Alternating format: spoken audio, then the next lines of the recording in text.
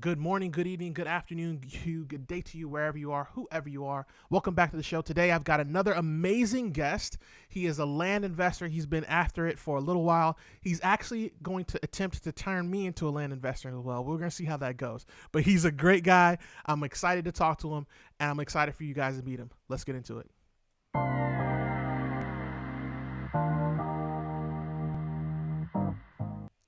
Ladies and gentlemen, allow me to introduce Mr. Mark Podolsky, aka the Land Geek. Mark, how are you, kind sir? How you feeling?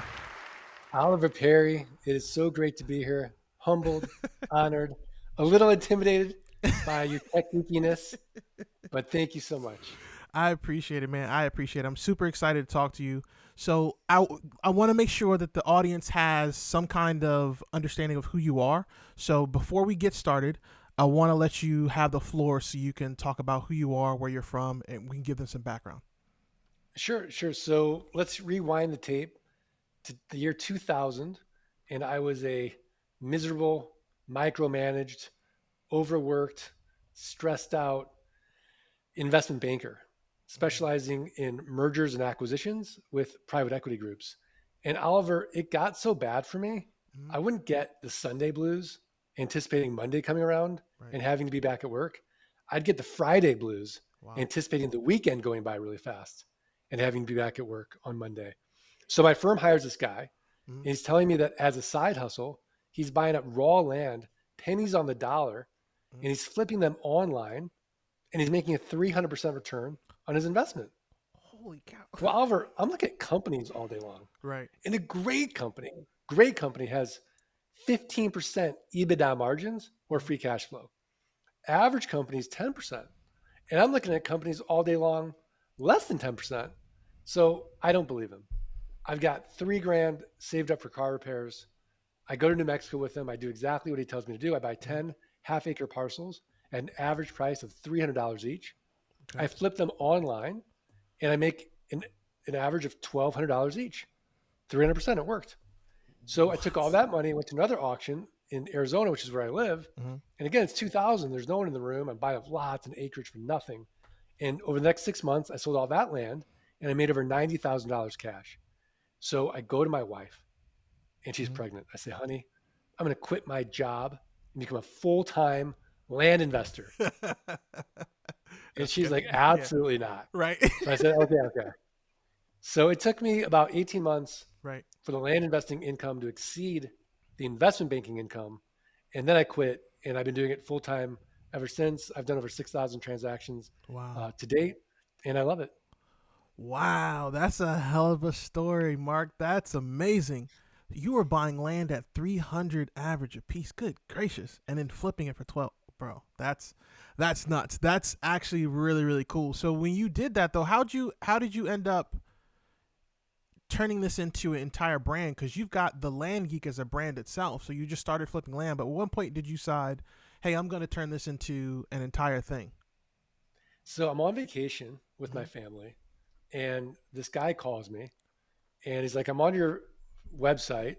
and I like what you do. Will you teach me how to do what you do? And I'm like, well, I don't really teach people how to do what I do. Right. He's like, well, what if I write you a check for this? I'm like, oh, okay, I'll teach you. Right. So I recorded my training with him Okay. and he did really well. And I felt really like gratified in a very different way than I've ever felt as far as helping him grow his passive income than I did helping myself and my family. Right. So I'm like, man, I really like this. And so from there, I just started teaching other people and growing it. I do remember telling my wife I was going to do this. And she's like, why would you ever teach anybody? You're going to create your own competition. Right. So I put on my investment banker hat and I said, okay, well, let's see. Right. And let's see just how big this market is. Turns out there's billions of acres of land for sale. There's no big players in the market. There's no private equity groups. There's no hedge funds. Wow. There's no big money. Right. So you, me, a million people could be in this niche. We'll all run out of money before we run out of deal flow. And Mm. since I've been teaching, I mean, it's been incredibly gratifying. I could actually now die in peace knowing that I've helped so many people get out of what I call solo economic dependency, which means if they're not working, Right. they're not making any money. Right. And so when your passive income exceeds your fixed expenses and you're working because you want to, not because you have to, life becomes so much better. Right. Wow. Wow. That's amazing. First of all, it's an amazing way to look at it. Secondly, I like how you kind of discovered what your passion was kind of, just not just with the land, but with the teaching part as well and the coaching. Because you seem to, based on all the stuff that I did when I looked at your profile and the research that I was looking at, you've done quite a bit when it comes to the flight school. You got the flight school, you got your podcast, you got your boot camp, you've got the Facebook group, you've got a newsletter, you've got podcast, and you did another podcast. There's old podcasts as well. We'll get into that as well. But man, you are really, really on it, and that's awesome. When you started really deciding, hey, I'm going to turn this into a brand, how much time did you spend planning outside of course, looking at, like your wife said, the competition piece? Outside of that, how much time did you spend on planning and lining up that brand to how you wanted it to look like later on? So, I smart cutted it. I immediately hired a coach in that space Right. who could just say, Mark, this is what you need to do. Wow. And I just went ahead and just did exactly what he said to do and executed on it and haven't stopped since. Um, that was really it. Right. As far as coming up with the name, the Land Geek, I was taking a walk around my neighborhood and I was listening to a marketing audiobook and I thought, no one's going to remember the name Mark Podolsky, but the Land Geek is memorable. And that really encapsulates kind of what I am. Mm-hmm. So that's how I branded my name. That makes sense. Do you think that the name that itself is part of what's made it so successful, or do you feel like it's mainly your effort behind the name that's made it really successful? I think what's made it successful is just consistency. Right. So I just consistently show up. There's a great joke about Lil Wayne, the rapper. Okay. He makes so much music that some of it's even good. I create so much content that some Right. of it's actually good. Right. That makes that's a cool way of looking at it. I didn't even think about that, particularly with the Little Wayne part. So that's really cool. So what have you put in place? Like how are you so consistent? Because consistency is one of the things that I noticed that a lot of real estate investors and anybody who's a real estate professional, really, if they're creating content and working to create a brand, that's where they struggle. What has made it easier for you when it comes to creating content and putting your message out there? Well, I think number one, I have a passion for it. I love it. Right. So I'm internally motivated. I think that is sort of the key driver for me. Right. And then just the habit of scheduling out my week, reducing as much decision fatigue. Mm-hmm. So I know every single day, almost every like 15-minute blocks, what I'm going to be doing Right. uh, to help me achieve the goal for that week or that quarter or that year. Everything's sort of in support of those three big goals I have for the year. Right. Okay. Cool. So, all right, let me ask you this, and this is something that I noticed while I was looking. Of course, like I said, I do my research. It is what I do. I just enjoy doing the research part and learning about people. I noticed quite a bit on in your brand and your IG and how you handle things. There's certain key phrases and key terms that you and your students use. There's one which was ninja style, which I'd like you to kind of explain and go into and where that came from. Then there's, of course, the podcast name AOPI, which I want to know more about that and how you ended up deciding on that, because it was a different name before. So before we get into that second part, let's get into the ninja style. Where did the ninja style come from, and how have you kind of built that out? So ninja style is just that one of our coaches, Mike Zano, Mm-hmm. is really into martial arts. And so what is a ninja? Right. Right? They're stealthy, they're silent, they're efficient, they get results, Right. right? Right. So we're sort of ninja style. We're not real flashy, right? You're never going to Right. see me using hot cognition points for our marketing, like me in front of a Ferrari or you know walking on some Hawaiian beach, Right. sort of with this this, subliminal message, if you become a land investor, you'll get this stuff and then you'll be happy. Right. Um, so we like ninja style where it's more an internal state of being than external. Right. Okay. Okay. So you mentioned something there, the cognition, the hot cognition points. Could you explain a little bit more of that, because I want to make sure we have total clarity, because you gave the examples of it, but I want to make sure those who are listening understand it 100% fully, because it's something that we all, either if you're in sales or if you're in any marketing process, is something you learn, but I want to make sure that they can kind of notice it when that kind of thing happens. Yeah, so a hot cognition point is just a way for marketers to um, show you Right. that this person, Mm-hmm. let's just pick on Grant Cardone because he does it really well. Mm-hmm. So his marketing is focused on hot cognition points, where if you 10x or you go to a 10x conference, Mm-hmm. you too could get a jet like Grant Cardone. Right. You could live in a mansion off the beach in Miami like Grant Grant Cardone, Cardone. Right. and marry the spouse of your dreams like Grant Like Grant Cardone. So Cardone. his marketing is sort of centered around these hot cognition points that subtly keep pounding over the head. You won't be truly fulfilled Right. until you get these things, and you can't get these things until you become extremely wealthy. I I laugh because every time I see Grant and a few others, I'm thinking, oh, I see what you're doing here. I see what you're doing here, and it's really interesting, because people really say, oh, I'm gonna do this like Grant Cardone, and what happens is they equate a G5 jet to Grant Cardone. Oh, I could be like Grant Cardone. I gotta have a G5, that kind of thing, which is really interesting. Just how the mind works in general with marketing. So you have a lot, first of all, going on. Absolutely a lot. Now, with that a lot, it looks like you've built a culture between yourself and your students and your team. How is the brand? Because the brand feels like, as I looked at it, the brand felt more. It felt bigger than just you. It felt bigger than the Land Geek. It felt like there's a larger impact. How did you cultivate that brand and kind of built that tribe and cultivate cultivate the culture for yourself and the team and those who are around you? Just the idea that we're all land geeks. I Mm, might be the original land geek, right. but we are a land geek community, and we all have this abundance mentality where we're all going to help each other, Mm-hmm. and all ships rise with the tide. So there is no competition Right. in the land geek community. Um, we all succeed together as a group. I love it. So it's the one team, one fight mentality.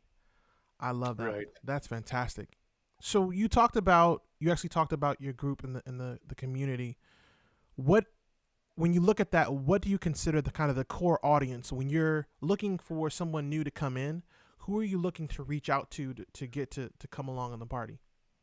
Really, anybody that understands that it's okay, it's great to solve your money problems. Most Right. of us want to solve our money problems. Right. But once you have your money problem solved, Mm-hmm. let's can't we solve our money and our time problems?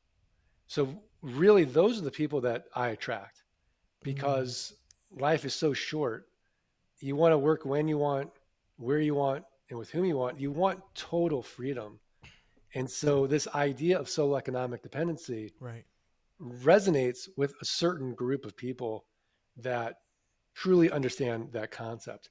Maybe they grew up with a parent that was a workaholic Right. and was a good provider, but there was always this sort of time poverty. Like there's just never enough time to spend with your loved ones. Right. And then they get to a certain point in life and they're like, is this all there is?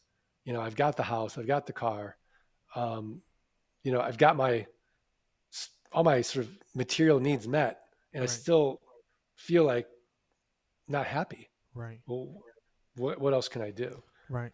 That makes sense. That makes sense. With your audience and how you've worked and built this stuff, and just like you said, that core group that you were just speaking to, how are you able to do all this, everything that you do, and still maintain with the misses? Because this is This is one thing that I think all married men and married women and are entrepreneurs or in real estate need to understand and hear. Because when you got a lot of stuff going on like you do, there's this thing we call balance that may or may not exist. But I'm curious as to how you handle that with the brand and the real estate purchases, and you got to take the wife out for dinner, and you got to do this, and you got the honey-do list. Like the list goes on and on and on. How do you handle that when it comes to yourself and your life? So I time theme my week. So Okay. Mondays and Fridays are my terminal days, and I pretend if these are my last days on Earth, and I don't know what my last day on Earth is going to be, but Right. I pretend on Mondays and Fridays, if this is my last day on Earth, Right. how do I want to spend it? And Mm. usually it's with friends, family, working out, meditating, simple self care things. Wow. Tuesdays are my podcast day. Mm-hmm. Wednesdays are my team meeting days. Thursdays are my client meeting days. And so I kind of just theme out my week. Um, and then just having my priorities straight that at the end of the day, when I'm on my deathbed, Mm-hmm. what really matters in life is the quality of your relationships. Now, that's not to say that my life is perfect. It isn't. I am actually going through a divorce. Right. But what's interesting about it is that I make the argument that we spent too much time together because I was around all the time. But Really. for me, selfishly, I was able to raise my children. I have three Right. kids, Right. and do that. But I wouldn't say that my work is what really hurt the marriage. It's not like the traditional thing where Right. you know the guy works 12 hours a day and they lose touch. I would say that our marriage and our relationship was more complicated than that, Right. sort of death by a thousand cuts. And um, there's a great New York Times article by Alain de Botton, Mm-hmm. who's this British intellectual. Mm-hmm. It's why you'll marry the wrong person. So we all sort of do it, and you either resolve it in the marriage, Mm-hmm. sort of these childhood issues, or you don't. Unfortunately, my wife and I did not. Listen, round of applause for you, Mark, for just the true transparency. Like I didn't even think we were going to go down that road, but I appreciate that transparency and that being a lesson. And I'm definitely going to check out that article now. Now I'm going to go read the article. This is the problem when you mention stuff like this to me on the podcast. I have to go read it, otherwise it'll bug me for like weeks on weeks on end. So I Yeah, appreciate that, great. man. I really really appreciate that. Now let's go back to the platform with your brand. You've got, as you said, you got a lot of things going on. What to you, when you look at your data, when you're looking at all this stuff, because you're a bank nerd, you're a land geek, you're all these great things, but most of that to me tells me you're gonna look at the analytics. It's just what you're gonna do. So with that being said, what to you is your major platform, and then why do you think that platform is the major platform for you? So the podcast for me is the major platform. Wow. Okay. That's AOPI, the Art of Passive Income.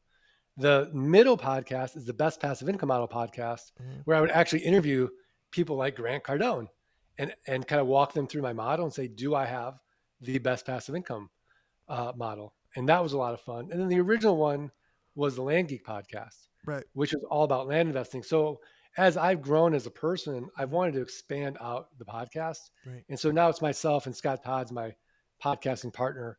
And now we do 2 podcasts a week on the Art of Passive Income Model podcast. Right. One is an interview with an expert like yourself, and then the other one's a roundtable podcast Mm-hmm. discussing a pain point in the land business or business in general, or life in general, Right. among our land geek coaches. Shout out to the AOPI team and family. That one, what you just said when you spoke about the podcasts that you did and the podcasts that you've done, what I found interesting is I noticed the change when you shifted from the original podcast to the best passive income podcast, and you moved it to the AOPI podcast. What was that process like? Because that had to be not. I doubt you were apprehensive, but I'm sure it was on your mind. Like, is this the right move? What made you decide? Okay, I'm gonna shift this a little bit and see what happens. So there's a great business lesson from a Okay. marketer, great, like one of the great marketers ever. Mm-hmm. And he's marketing the new Star Wars movies. Um, so you're a young guy, Oliver, so you probably don't Yeah. remember the original ones. I do. I do. I Six, binge five. them. I You binge remember? them Okay. constantly. Yeah. Okay. So there's 4, 5, and 6, and then now they're coming out with 1, 2, and 3. Right. So, well, the audience, they want to get a new audience that who've never seen Mhm. 4, 5, and 6 in like the 70s and 80s, Right. right? So they're like, okay, well, what's the biggest demographic in the United States? And it turns out it's girls 25 to 40 or women 25 to 40. So they bring in Padme, this character, and they go to fashion designers. They put all these cool dresses on and they start marketing Star Wars. Right. And they create this character, Jar Jar Binks, to appeal to younger kids. Right. And they know, this guy knows, he's going to upset the core Star Wars audience. He's just Yes, he going to. did. Right. And the business lesson was, in order to grow, you have to upset your core audience at some point. And I've never forgotten that story and that lesson. To grow, you're not always going to do the most popular things with that core group, but eventually they will adapt to you, even though initially they're not going to like it. Man, Mark, I have heard some stuff. That right there, that took the cake. Holy cow. First of all, as a Star Wars geek, I am ashamed right now because I should have known the origination of Padme. I did no idea. I did know Jar Jar Binks made a lot of people mad. I know that for a fact because he was the Yeah. most randomest character you'll ever find. But to me, he was a good time. But each his own. But man, that's an excellent way of looking at it and explaining it. Holy moly, Mark, you just blew my mind. Okay, so oh cow, I'm so it's so good. I'm taken aback. Okay, so Mark, with that said, man, what did you do when you sit down and you go through your podcast and you go through all the brand and all the stuff that you've built? How did you know it was time for you to adjust? Because you said it's a growth thing, right? But in my head, as I'm hearing you saying it, I'm thinking, okay, it's a growth thing. But how did you know it was time to grow? At what point inside, internal to you, did you say, okay, I'm going to shift this now, and I'm going to go in whatever direction? Of course, as you said, the podcast, a new name, but you shifted the direction. How did you know though? Because your audience being going with you is one thing, but you knowing in the back of your mind and being certain of yourself is a whole nother. Yeah, I mean, I just did selfishly, like somebody who works out, right? I And you just love feel it. like you've plateaued Right. and it's time to push yourself. Right. That's kind of the signal you get is if I you're love too it. comfortable, you got to get outside your comfort zone. You got to shake things up. That's fantastic. No, that's an excellent. I love, like I said, the honesty. Shout out. Come on, another round of applause for the honesty from Mark. This is phenomenal, man. That's so good. All right, Mark, we've gone through quite a bit, and I know you got things to do because you're a busy man. You are the Land Geek, the original Land Geek, if you will, the OG Land Geek. So I'd like to get into our segments, and we're gonna knock this out. We'll do our first two questions, and then we're gonna go into the FAQ. So, Mark, first question for you in the segment is the troop to task. And what troop to task is, for those who are listening and watching, troop to task, Mark is going to give you one thing that he thinks you should do to get yourself started in the right direction. In land, it could be in brand, whatever Mark so decides, but he's going to give you that advice right now. I think the first thing you should do is really figure out what you don't want in life is the first thing. So oftentimes, like when I was a kid, my parents' friends would say, Mark, what do you want to be when you grow up? And I kind of, even to this day, I don't know. Right. But if we reverse the question and I ask ourselves, what don't we want in life? Well, I don't want financial insecurity. I don't Mm, want to have to fight traffic. I don't want a boss. Um, there's a lot of things in life I don't want. It's so much easier for me to answer with total clarity right. than what I do want. What I do want is too big, right? And then it feels like, oh wait, these are things I want. What if I don't get them? If I not accomplish my goals? Right. So I would say that's the first sort of step is figure out what you don't want, and then once you know what you don't want, figure out how to create that life so that you're not doing the things you don't want to do. There's a great Casey Neistat quote. It's not about how much time you spend doing the things you love in life. It's about Mm, how little time you spend doing the things you hate. Ooh, Mark, that's excellent advice. Listen. I want to keep going with the momentum. So I'm gonna ask you the next question. Mark, what question do you wish you were asked more often, and what's the answer to that question? I wish people ask me more often what is sort of like what is success, Right. or what's the number one skill that you've acquired in life? And I would say both of them is meditation, Mm, because we're constantly telling ourselves stories in our mind, and once you see the mind drama and you can step back from it, well, every moment becomes special and precious and expansive, and you realize there are no problems in life. right. And if you don't believe me, right now, no matter what you're doing, stop and ask yourself, what problem do I have at this moment? I guarantee at this very moment Mm, that you're listening to my voice or Oliver's voice, you have no problem. And then when something does come up in that moment, you'll handle it in that moment. And so to be able to have that realization that there are no problems, stress is just sort of mind stuff that we create. It's like living a double life. wow. Mark, such good advice. So good. Mark, if you could please, we're going to knock this part out and then we're going to go into FAQ. And for those of you who want to listen to more of Mark or hear Mark's, make sure you tune into the FAQ, which comes up on the next episode. If you're on podcast, it'll come after the solo episode. If you're on video, technically it'll come after solo episode on that one too. So both after solo episode, but you'll see it.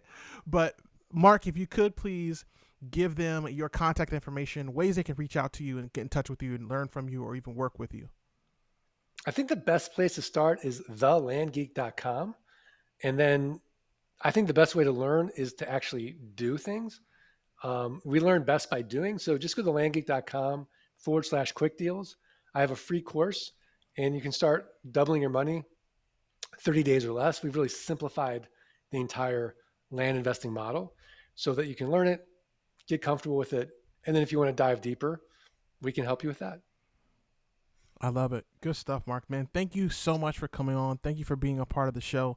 I'm definitely looking forward to hitting this FAQ with you next. Those of you who are listening, watching, I'm Oliver Perry. This has been Mark Podolsky. We appreciate you guys tuning in. Make sure you like, comment, subscribe, whatever it is on whatever platform you're listening to. Find a way to support. And make sure you go check out thelandgeek.com. I'm telling you, you will not be disappointed. So until next time, remember, you're better than you were, but you're not half as good as you're going to be. We're going to hit this FAQ. You guys, take it easy. We'll see you next time.